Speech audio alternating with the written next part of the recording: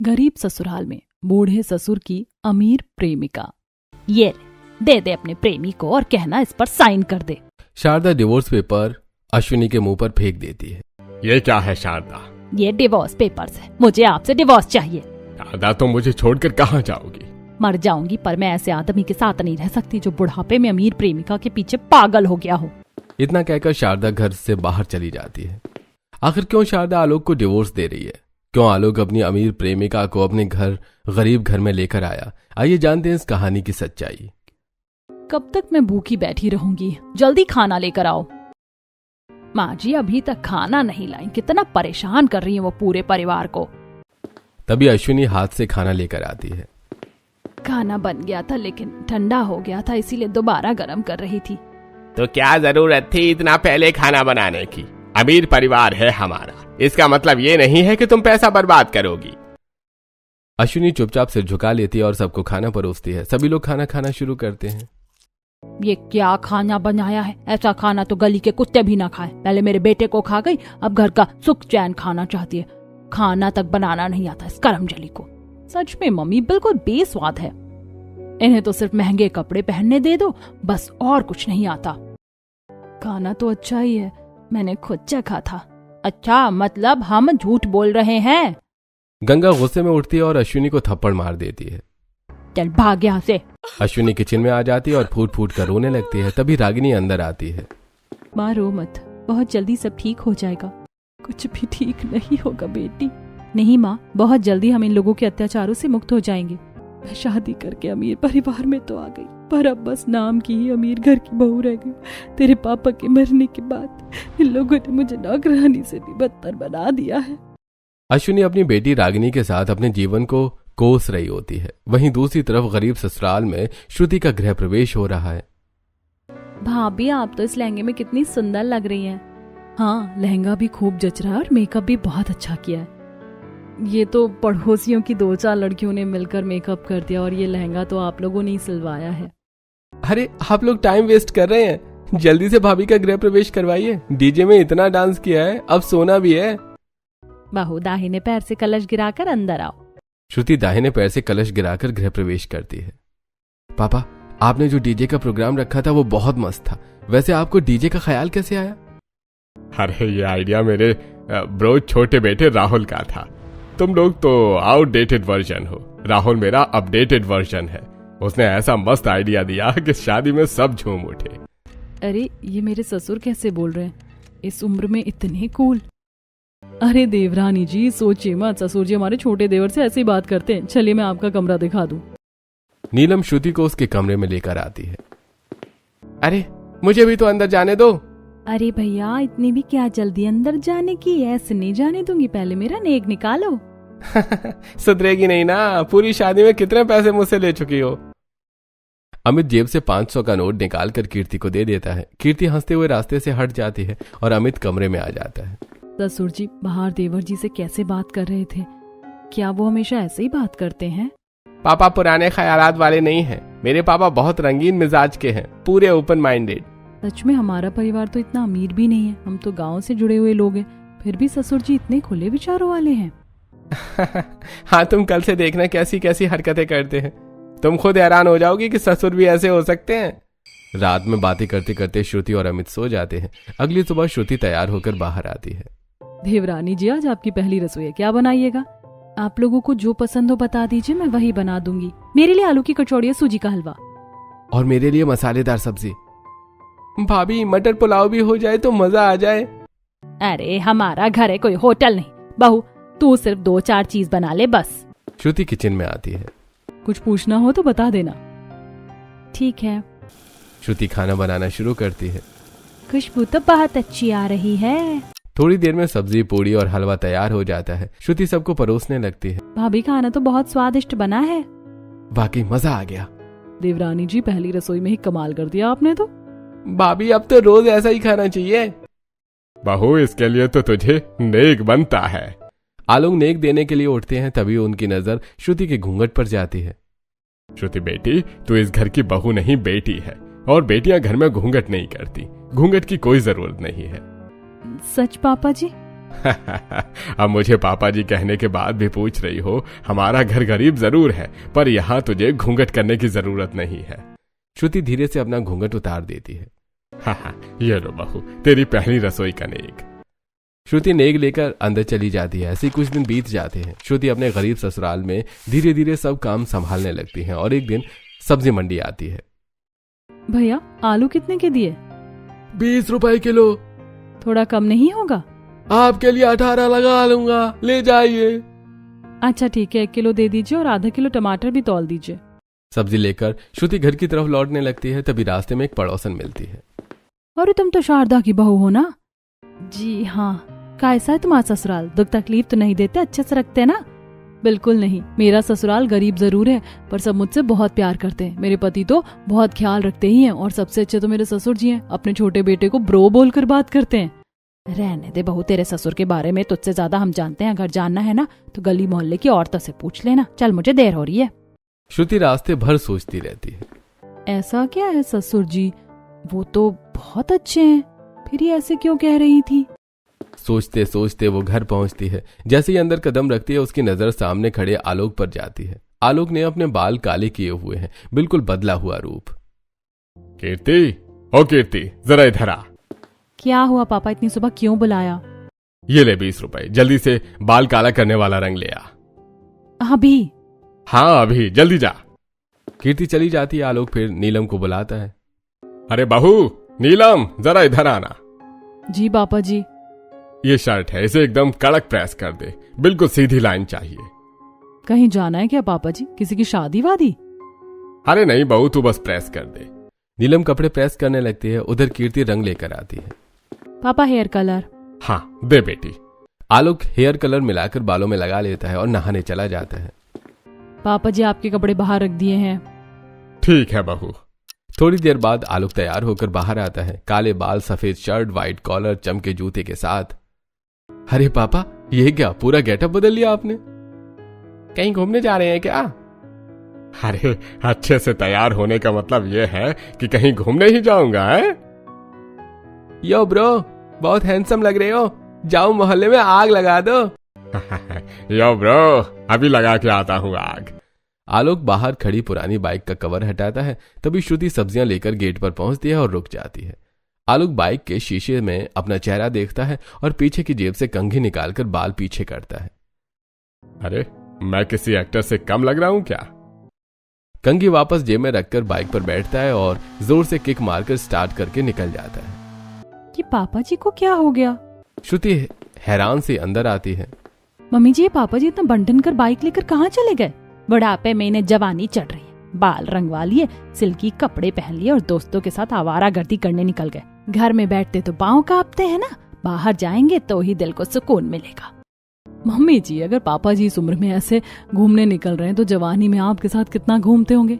हाँ मम्मी जी, बताइए ना, बाइक के पीछे बैठकर आप कहाँ कहाँ जाती थी? जवानी में तो कभी मेरे साथ ऐसे नहीं निकले, अब बुढ़ापे में शौक जगाए। नहीं मम्मी जी, हमें यकीन नहीं, जरूर आपको भी ऐसे घुमाते होंगे। बताइए ना, कौन कौन सी जगह ले जाते थे?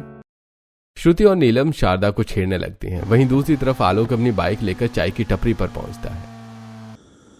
अरे आ गया हमारा शेर। अरे भाई, जब तक शेर नहीं आता हमारा तो यहाँ मन ही नहीं लगता। अरे क्यों भाइयों, इंतजार हो रहा था क्या? तीनों बेंच पर बैठ जाते हैं। अरे भैया 3 कड़क चाय देना। चाय आती है। तीनों कप उठाकर घूंट भरते हैं। तभी सामने कुछ औरतें गुजरती हैं। ओहो, देखो तो सही। आलोक रेडियो पर तेज आवाज में गाने बजा देता है। एक और रंग पे ना इतना गुमान कर, गोरा रंग 2 दिन में ढल जाएगा। औरतें रुककर घूरती हैं। शर्म नहीं आती बुढ़ापे में ये हरकतें? खुद के बत्ती सी पीली और गोरा रंग देखने निकले हैं। आय हाय, तिरछी निगाहों से मत देखा करो, कलेजा कटकर हाथ में आ जाता है। तीनों दोस्त जोर जोर से हंसने लगते हैं और औरतें चली जाती हैं। चलो दोस्तों, अब मैं चलता हूँ, थोड़ा काम है। आलोक बाइक को किक मारता है और तेज आवाज के साथ निकलता है और कुछ देर बाद एक पार्क में पहुंचता है। बाइक खड़ी करके बेंच पर बैठ जाता है। तभी सामने से मॉडर्न साड़ी में अश्विनी आती है और आकर उसके पास बैठ जाती है। अरे आज तो तुम और भी खूबसूरत लग रही हो, लगता है पार्क की धूप भी तुमसे जल रही है। बस भी कीजिए, इस उम्र में ऐसी बातें अच्छी नहीं लगती। हाँ पीना। सच कहूँ जब तुम सामने बैठती हो तो लगता है कि दुनिया यहीं रुक जाए। अब आप बस कीजिए, और वैसे भी बहुत देर हो गई, अब मुझे चलना चाहिए। अरे अभी तो बैठे ही हैं, चलो एक कप कॉफी पी लेते हैं साथ में। ठीक है, चलते हैं। दोनों बाइक से पास के कैफे में पहुंचते हैं और एक कोने की मेज पर बैठ जाते हैं। सर क्या लेंगे? 2 कॉफी। कॉफी आती है। आलोक एकटक अश्विनी को देखता रहता है। क्या बात है, जब से आए हैं बस मुझे ही देखे जा रहे हैं, पलके भी झपका लीजिए। अरे इस चांद से सुंदर चेहरे को देखते हुए अगर पलकें झपका लूं तो लानत है मेरी पलकों पर। बस अब मैं जा रही हूँ, इससे ज्यादा नहीं रुक सकती। अरे रुक जाओ ना, जी भर के इस चेहरे का दीदार तो कर लेने दो, वरना इस उम्र में ख्वाहिश अधूरी रह जाएगी। नहीं, अगर लेट हो गई तो घर वाले कलेश करेंगे। मैं तुम्हें छोड़ दूंगा, लेट नहीं होने दूंगा। नहीं, तब तो डबल कलेश होगा। हम फिर मिलेंगे, मुझे अभी जाने दो। अश्विनी हल्की मुस्कान के साथ उठती है और चली जाती है, और आलोक भी अपनी बाइक स्टार्ट करता है और निकल जाता है। ऐसे ही एक दिन श्रुति किचन में सबके लिए चाय बनाती है और ट्रे में कप सजाकर बाहर आती है। जेठ जी आपकी चाय। मम्मी जी ये आपकी। मम्मी जी पापा जी कहाँ हैं, दिख नहीं रहे, उनके लिए भी चाय है। अरे होगा तेरा बुढ़ा ससुर कहीं इधर उधर। ओफो मम्मी जी, आप लोगों की नोक झोंक में समझ ही नहीं पाती, कब प्यार और कब लड़ाई। पर सच में बड़े क्यूट लगते हैं आप दोनों। श्रुति हंसते हुए आंगन की तरफ चली जाती है। आलोक और राहुल साथ में एक्सरसाइज कर रहे होते हैं। अरे पापा जी आप एक्सरसाइज भी करते हैं? अरे बहू आज से शुरू किया है। अब रोज करूंगा ताकि और फिट लगूं। पापा जी आप तो पहले से बहुत फिट है, आपको क्या जरूरत है एक्सरसाइज की? अरे बहू आदमी बाहर से फिट दिखे तो क्या, अंदर से मजबूत रहना जरूरी है। तू भी रोज किया कर एक्सरसाइज। नहीं नहीं पापा जी, एक्सरसाइज आप ही के बस की बात है, और ये आपकी चाय। बेटी आज से सुबह चाय नहीं, डिटॉक्स वाटर पीऊंगा। श्रुति हंसते हुए अंदर आ जाती है और सबको ये बातें बताती है। अरे पापा को ये सब सिखाता कौन है? और कौन, आपके छोटे भाई राहुल, उन्हीं के साथ तो पापा जी की इतनी बॉन्डिंग है। हाँ, हम तो आउटडेटेड जनरेशन हो गए, राहुल उनका न्यू जनरेशन वाला बेटा है ना। ऐसे ही कुछ दिन बीत जाते हैं। आलोक रोज सुबह तैयार होकर अपनी बाइक से कहीं निकल जाता है और घंटों बाद लौटता है। तभी एक सुबह सब नाश्ते पर। पापा जी 2 पराठे दे दूं? बेटी इतना तेल मसाला क्यों बनाती हो? तू जानती है मैं अपनी हेल्थ का ध्यान रख रहा हूँ। तो आप कहिए मैं वही बना दूंगी। पापा जी आपके लिए खिचड़ी बना दूं क्या? मैं बीमार लगता हूँ क्या जो खिचड़ी खाऊं? अरे मेरे लिए तो पनीर के पराठे बना दे, और साथ में मूंगफली और धनिया पत्ती की चटनी। पनीर के पराठे और बादाम वाली चटनी ये कौन खाता है भला? हाँ, बुढ़ापे में नए नए शौक चढ़ रहे हैं कुछ लोगों को। अरे तुम भी कभी अच्छा खाना खा लिया करो, हमेशा मुंह बनाकर रहती हो। टेस्टी खाना भी तुम्हारे मुंह में जाकर बेस्वाद हो जाता होगा। और आपके मुंह में तो पानी भी अमृत बन जाता होगा। बना दे बहू ये जो बोल रहे हैं। शारदा पैसे बढ़ाते हुए। नीलम जरा बाजार से पनीर, मूंगफली और धनिया पत्ता ले आ। श्रुति तू अपने ससुर जी के लिए पराठे बना देना। चाहे जो कह लो, दोनों में प्यार तो बहुत है। नीलम बाजार चली जाती है और बाजार की एक दुकान पर। भैया 20 रुपए का पनीर दे दीजिए। लीजिए बहन जी, बिल्कुल ताजा है। घर आकर नीलम पनीर श्रुति को थमा देती है। लीजिए देवरानी जी, पापा जी के लिए पनीर का पराठा बना दीजिए। श्रुति आटा गूंथकर पनीर मिलाती है, तवे पर पराठे सेकती है, फिर सिलबट्टे पर मूंगफली और धनिया पत्ती पीसकर चटनी तैयार करती है और थाली लगाकर आलोक के सामने रख देती है। वाह बहू, एक काम और करना, 4 पराठे और थोड़ी चटनी डिब्बे में पैक कर दे। क्यों पापा जी, घर में ही खा लीजिए ना। नहीं बहू, बाहर साथ खा लूंगा। श्रुति पनीर के पराठे पैक करके आलोक को दे देती है। आलोक अपनी बाइक से अश्विनी से मिलने एक पेड़ के नीचे आ जाता है। अरे देखो तो जरा, तुम्हारे लिए क्या बनवा कर लाया हूँ। ये क्या, पनीर के पराठे और मूंगफली धनिया पत्ती की चटनी। तुम्हें याद है मुझे क्या पसंद है? अरे तुम्हारी पसंद कैसे भूल सकता हूँ। पर घर में क्या बोला, मेरा नाम लेकर बनवाया है क्या? घर में तुम्हारा नाम ले लूं तो मेरी बीवी मेरे बचे कुचे बाल भी नोच लेगी। तो फिर बनवाए कैसे? तुम्हें तो बनाना आता नहीं होगा। हम शेर हैं, हमें खाना बनाना नहीं खाना आता है। ये मैंने अपनी बहुओं से बनवाए हैं। अश्विनी पराठे खाती है। सच कहूँ तुम्हारी बहुओं ने वाकई बहुत अच्छे पराठे और चटनी बनाई है। अरे आखिर बहुएं किसकी हैं? मेरी। खाना अच्छा तो बनाएंगी ही। अश्विनी चटनी के साथ सारे पराठे खा जाती और फिर, ये लो अपना डब्बा, अब इसे लेकर जाओ। आलोक डिब्बा उठाता है, मुस्कुराते हुए अपनी बाइक से घर लौट आता है। अरे बहुत थक गया, जरा थोड़ा आराम कर लेता हूँ। तभी शारदा कमरे में आती है। सुनिए, पराठे खाए थे आपने? अरे हाँ, मैंने ही खाए हैं, दोस्तों ने भी खाए। कैसे थे पनीर के पराठे? और चटनी कैसी थी? बहुत टेस्टी थे, चटनी भी बढ़िया थी। इन्होंने कहा नमक बराबर था, पर मम्मी जी पापा जी के लिए पनीर के पराठे तो बना दिए, पर शायद मैं नमक डालना भूल गई। अब तो बेस्वाद लगेंगे। कोई बात नहीं, जब वो खा कर आएंगे तो मैं खुद पूछ लूंगी कैसे बने। पहली बार बनाए हैं तुमने, खराब भी होते तो कोई बात नहीं। अगर नमक डाला ही नहीं था तो ये कैसे कह रहे कि नमक बराबर था? लगता है कुछ गड़बड़ है। पराठे इन्होंने खाए नहीं, जरूर किसी और को दिए हैं पराठे। शारदा को आलोक पर शक होता है। वहीं दूसरी तरफ, बेटी तू देखना, तेरी शादी मैं तेरी पसंद से ही करवाऊंगी, जिस लड़के को तू चाहती है। सच माँ? हाँ, मैं खुद उनसे मिली हूँ। अच्छा घर है, वहाँ की बहुएं भी बहुत अच्छी हैं। तू वहाँ बहू बनकर जाएगी तो बहुत खुश रहेगी। तभी गायत्री आती है। क्या हुआ मेरी विधवा देवरानी जी? पूरे घर का सुख चैन खाकर यहाँ मॉडर्न साड़ी पहनकर बैठी है। घर का काम कौन करेगा? तुम्हारा मरा हुआ पति। जेठानी जी, आप उम्र में बड़ी हैं, इसका मतलब ये नहीं कि कुछ भी कहेंगी। मैं जो चाहूंगी वो कहूंगी। मुफ्त में हमारे घर में पल रही हो, मेरे पति के पैसों पर जी रही हो। सारे गंदे कपड़े पड़े हैं, उन्हें सब धो डालो। मैं सारे कपड़े धो दूंगी, लेकिन मेरे पति के बारे में कुछ कहने का आपको कोई अधिकार नहीं। गायत्री गुस्से में आगे बढ़ती है और अश्विनी को एक थप्पड़ मार देती है। देवरानी होकर जेठानी से जुबान लड़ाती हो? जाओ कपड़े धो। अश्विनी गाल पर हाथ रख के बाथरूम में जाती है और आंसू पोंछते हुए कपड़े धोने लगती है। सारे कपड़े धोकर छत पर सुखाने आती है। तभी नीचे गली से आलोक। हे, ये रो रही है? आलोक तुरंत अश्विनी को फोन करता है। क्या हुआ? तुम मेरे घर के नीचे क्यों आए हो? तुम रो क्यों रही थी? नहीं, कुछ नहीं। तुम्हें मेरी कसम, सच बताओ। मेरी जेठानी ताने देती है कि मैं उनके पति के कमाए पैसों से कपड़े पहनती हूँ, मॉडर्न बनती हूँ। तुम अपना काम खत्म करो और बाहर मुझसे मिलो। क्यों? अरे जितना कहा है उतना करो। अश्विनी शाम में आलोक से एक मॉल के नीचे मिलती है। हम यहाँ क्यों आए हैं? अरे बताऊंगा, पहले ऊपर तो चलिए। दोनों मॉल के अंदर चले जाते हैं।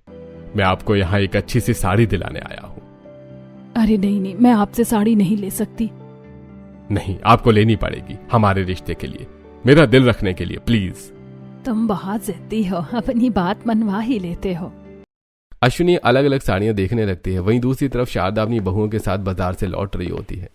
आजकल सामान कितना महंगा हो गया है, घर चलाना मुश्किल हो रहा है। छोटे छोटे सामान में इतना खर्चा हो जाता है, महीने में कुछ बचता ही नहीं। तभी शारदा की नजर मॉल के बाहर खड़ी आलोक की बाइक पर पड़ती है। अरे बहू जरा देखना, यह तुम्हारे पापा जी की बाइक तो नहीं? हाँ मम्मी जी, तो पापा जी की ही है। नंबर वही है तो उन्हीं की गाड़ी है। पर पापा जी मॉल में क्या कर रहे हैं? वो तो राहुल के साथ ऑनलाइन शॉपिंग करते हैं। चलो ऊपर चलकर देखते हैं। तीनों चुपचाप मॉल के अंदर चली जाती हैं। ऊपर साड़ी की दुकान में अश्विनी एक मॉडर्न साड़ी कंधे पर रखकर देख रही होती है। ये नहीं, दूसरी देखो, वो रंगीन वाली तुम्हारे ऊपर ज्यादा अच्छी लगेगी। दूर खड़ी शारदा ये सब देख लेती है। देख रही हो बहू, मुझे पहले से ही शक था इस बुढ़ापे में जो नई जवानी आई है इसी प्रेमिका की वजह से आई है। मम्मी जी घर चलते, वहां बात करेंगे। सुनो सब, मैंने अपनी आंखों से देखा है, बुढ़े की प्रेमिका है। हाँ मैंने भी देखा, पापा जी उस औरत को साड़ी दिला रहे थे और उनसे मीठी बातें कर रहे थे। तीनों गुस्से में मॉल से घर लौटती हैं। घर पहुंचते ही शारदा सच्चाई बताती है। पापा जी, हम सोचते थे आप बहुत खुले दिमाग के हैं, मॉडर्न है, पर आप तो बहुत गलत निकले। घर में सन्नाटा छा जाता है। सब एक दूसरे का चेहरा देखने लगते हैं। पूरा परिवार अब आलोक के घर आता है। क्या कमी रह गई थी मेरे साथ में, जिस बुढ़ापे में आपको प्रेमिका का सहारा लेना पड़ा? अरे मैंने क्या कर दिया? तो बताओ पूरी सच्चाई। क्यों मॉल में उसे साड़ी दिला रहे थे? हमारे घर में इतने खर्चे, 2 बेटे मेहनत कर रहे हैं, तीसरा बाहर ट्रेनिंग पर है और आप घर के पैसे उड़ा रहे हैं। मेरे और इसके बीच कुछ गलत नहीं है। कुछ गलत नहीं, बहुत कुछ गलत है। मेरे बाल धूप में नहीं पके। रोज बाल काले करना, रोज बाइक में पेट्रोल भरवाना, स्त्री के कपड़े पहनना, और वो पराठे अश्विनी ने खाए थे। पराठे भी उसी के लिए, साड़ी भी उसी के लिए। घर की बहुओं का तो लिहाज कर लेते। शारदा, सामान संभाल के बात करो। वो डायन अपना पति खा गई, अब मेरे पति की प्रेमिका बनी। मैं उसके बाल नोच लूंगी, मुंह नोच लूंगी। बस अश्विनी के बारे में एक और शब्द नहीं। अगर तुम्हें लगता है कि हमारे बीच रिश्ता है तो हाँ है रिश्ता। कोई भी अश्विनी के बारे में उल्टा सीधा नहीं बोलेगा, समझ में आया? बहू सुन रही है बहू? तेरे बुढ़े ससुर की प्रेमिका पुराण। तुमसे अभी बात करना बेकार है। ठीक है जाओ, लेकिन अगर उससे मिलना बंद नहीं किया तो मैं तुम्हें तलाक दे दूंगी। नहीं बंद करूंगा, दे देना तलाक। इतना कहकर आलोक गुस्से में अपने कमरे में चला जाता है और जोर से दरवाजा बंद कर देता है। मम्मी जी आप शांत हो जाइए, गुस्से में बात और बिगड़ जाएगी। शारदा सोफे पर बैठकर रोने लगती है। इसी तरह रात बीतती है और फिर अगली सुबह। श्रुति, पापा कहाँ गए? कल के बाद से मैंने पापा को देखा ही नहीं। अरे सुबह से तो मैंने भी नहीं देखा। कल अपने कमरे में सोने गए और मम्मी जी तो आंगन में ही सो गई थी। किसी ने भी उन्हें सुबह से नहीं देखा। गए होंगे अपने प्रेमिका से मिलने। अब मैं नहीं रहूंगी इस आदमी के साथ। ये आदमी मुझे धोखा दे रहा है। शारदा गुस्से में उठकर घर के बाहर चली जाती है। समय बीतता है और दोपहर हो जाती है। पापा जी सुबह से नहीं दिख रहे, मम्मी जी भी अभी तक नहीं आई। हाँ, समझ में नहीं आ रहा कि हमारे घर में अचानक सब कैसे तितर बितर हो गया। न जाने किसकी बुरी नजर लग गई मेरे मम्मी पापा के रिश्ते को। तभी आलोक और अश्विनी हाथ में हाथ डालकर वरमाला पहने हुए घर में प्रवेश करते हैं। पापा जी ये क्या किया आपने? आपने अपनी प्रेमिका से शादी कर ली? बहू अश्विनी मेरी प्रेमिका नहीं, तुम्हारी सास है। कभी नहीं पापा जी, हमारी असली सास हमारे ससुर की बीवी है, ससुर की प्रेमिका नहीं। पापा आपने अपनी प्रेमिका से शादी करने से पहले मेरी माँ के बारे में भी नहीं सोचा, अपनी बीवी के बारे में नहीं सोचा। तभी पीछे से शारदा आती है। चिंता मत कर बेटी, तेरी माँ सिर्फ उम्र में बूढ़ी हुई है, हिम्मत से नहीं। मम्मी जी इतनी देर कहाँ तक थी? अरे बहू, मुझे पहले से पता था कि ऐसा कुछ होने वाला है, इसी की तैयारी करने गई थी।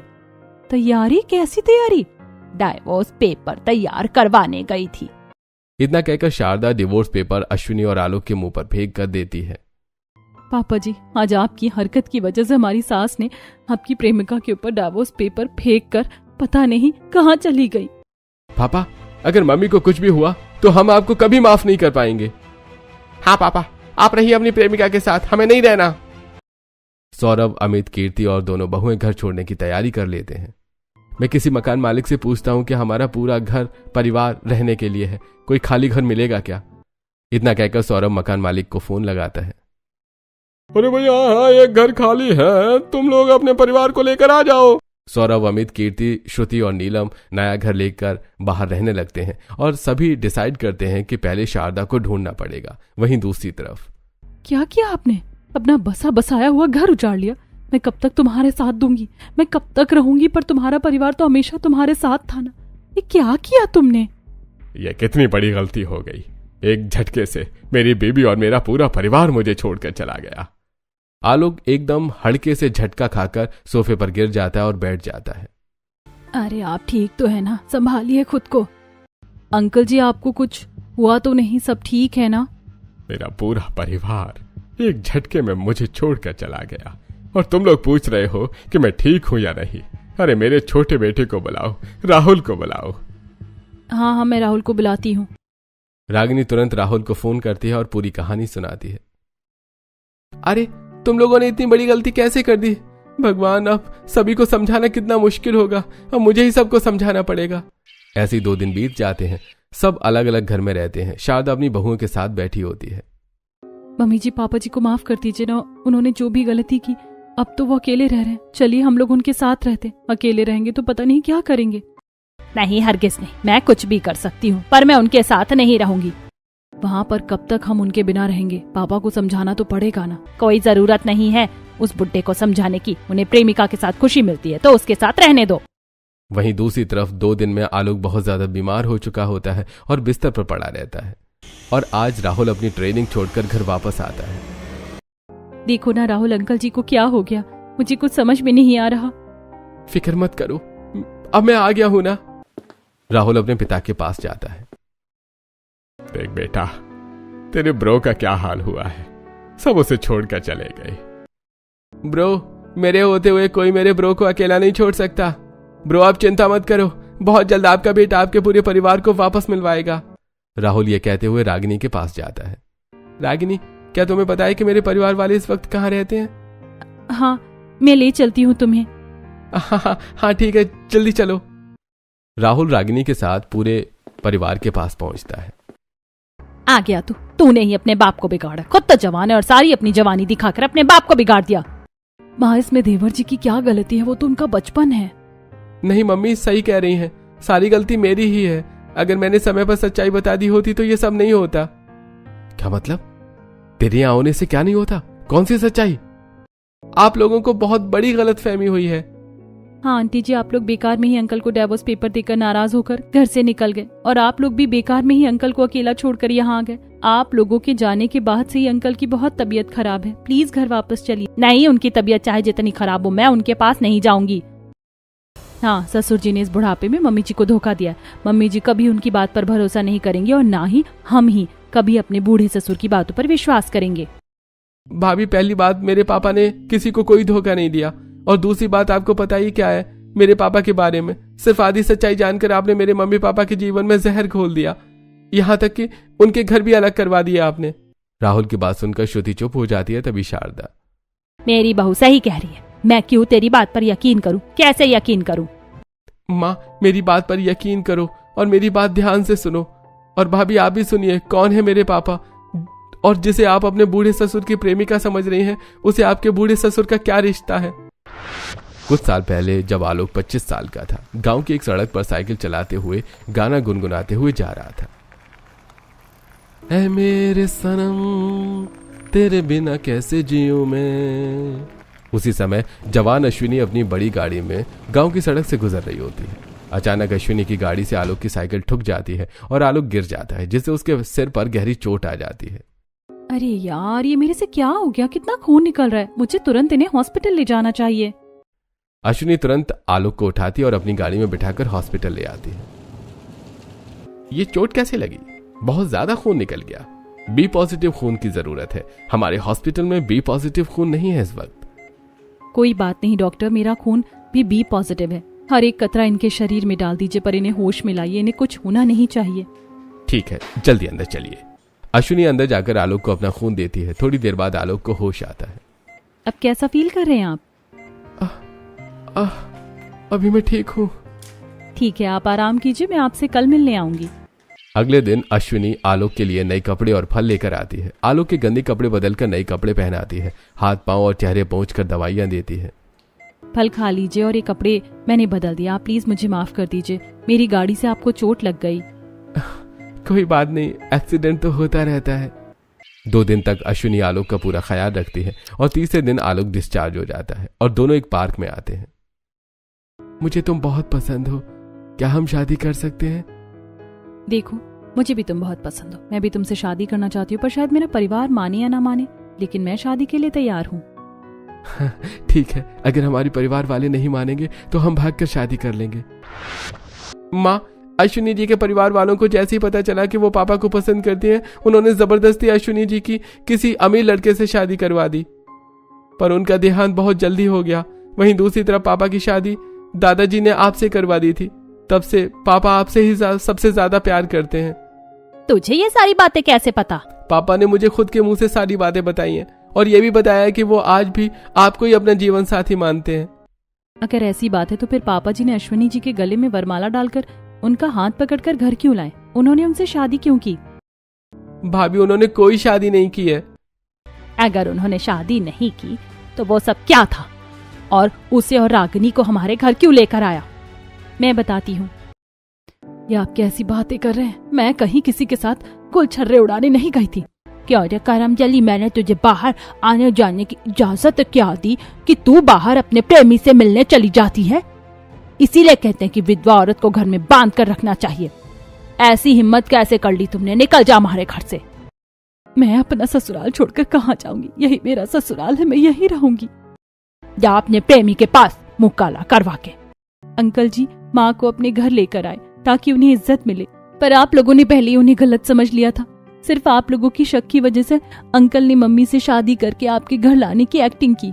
क्या सच में ससुर जी ने कोई शादी नहीं की है? नहीं, उन्होंने कोई शादी नहीं की है। अरे दोनों में प्यार नहीं है, दोनों ने शादी नहीं की है। तुमसे मेरे ससुर का कोई रिश्ता नहीं है तो इतना मिलना जुलना क्यों?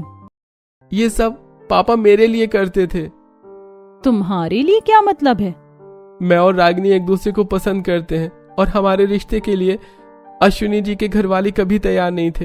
वो रागिनी की शादी किसी ऐसे घर में करना चाहते थे जहाँ पुराने ख्यालात वाले लोग हों। तुझे रागिनी पसंद है? हाँ माँ, रागिनी से मेरी शादी हो, इसीलिए पापा जी ने ये सारा नाटक किया और खुद ही फंस गए। जल्दी चलिए उनके पास, उनकी तबीयत बहुत बिगड़ चुकी है। जल्दी चलो, मैं अपने पति को खोना नहीं चाहती। पूरा परिवार आनंद फानन में आलोक के पास पहुंचता है। अगर सही समय पर राहुल ना आया होता और हमें सच्चाई ना पता चलती और आपको कुछ हो जाता तो मैं खुद को कभी माफ नहीं कर पाती। जब तक मेरा ब्रो और मेरा परिवार मेरे साथ है मुझे कुछ नहीं हो सकता। मुझे माफ कर दीजिए, मैंने आपको गलत समझा। मुझे भी माफ कर दीजिए, मैंने भी सच्चाई नहीं बता पाई क्योंकि मैं मजबूर थी। शारदा, अश्विनी और आलोक को एक दूसरे को माफ कर देते हैं और फिर अब तो मेरी और रागिनी की शादी हो जाएगी ना? हाँ हाँ बिल्कुल, इसके लिए तो इतना ड्रामा किया है। देवर जी मुझे भी माफ कर दीजिए, हमने भी मम्मी जी को भड़काने का काम किया था। बहू तेरी गलती नहीं है, सिचुएशन ही ऐसी थी। पुरानी बातें भूलकर अगले दिन रागिनी को तैयार किया जाता है और राहुल और रागिनी की शादी करवा दी जाती है। और अब गरीब ससुराल में बूढ़े ससुर की अमीर प्रेमिका समधन बनकर रहती।